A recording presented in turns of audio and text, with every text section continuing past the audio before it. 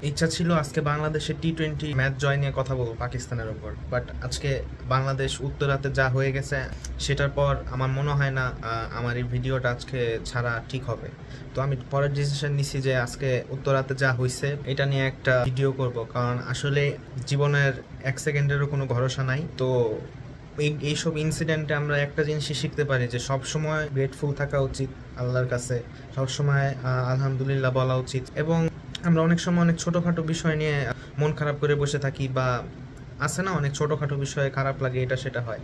আসলে জীবনের যে কোনো নিশ্চয়তা নাই, এটা কিন্তু এরকম ইনসিডেন্টে আমরা বুঝতে পারি। কয়েকদিন আগে ইন্ডিয়াতে সিমিলার একটা কেস হয়েছিল, ওইটা আরও ভয়ানক ছিল, কারণ ওখানে প্লেনটা ছিল বড়, একটা কমার্শিয়াল এয়ারলাইনের একটা কমার্শিয়াল প্লেন ছিল, এয়ার ইন্ডিয়ার বোয়িং 787। 242 জন মানুষ মারা গেছে ওইটায়।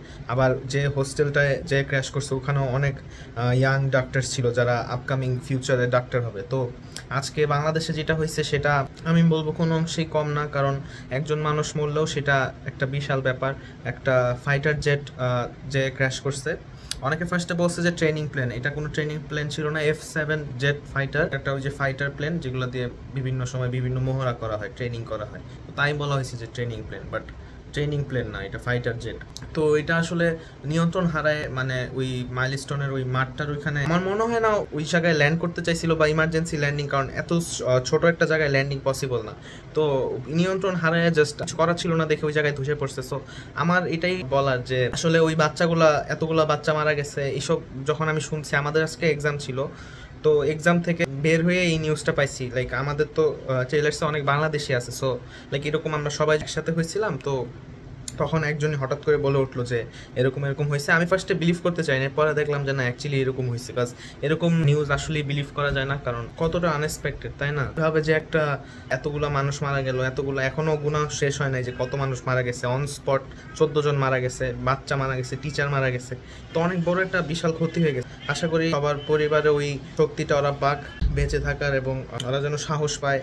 সবার পরিবারের প্রতি আমার শ্রদ্ধা গেল, যারা যারা মারা গেছে।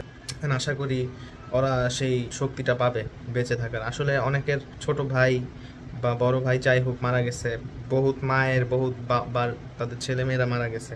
তো আমি এটাই বলবো যে প্লিজ সবাই সাবধানে চলাফেরা করবা, কোনো রিস্ক বা কোনো যেখানে কোনো বিপদ হইতে পারে ওখানে আশেপাশে যাও না, এটাই আর কি বলার ছিল। তো এইসব বিপদের কথা মনে হইলেই মনে হয় লাইক বাপ মার কথা। তো তোমরা সবাই বাপ মার কথা হইলেও চিন্তা করে হইলেও নিজেকে সেফ রাখবা, তোমার ক্লোজ ওয়ানদের কথা ভেবে হইলেও নিজেকে সেফ রাখবা, এইসবই বলার ছিল।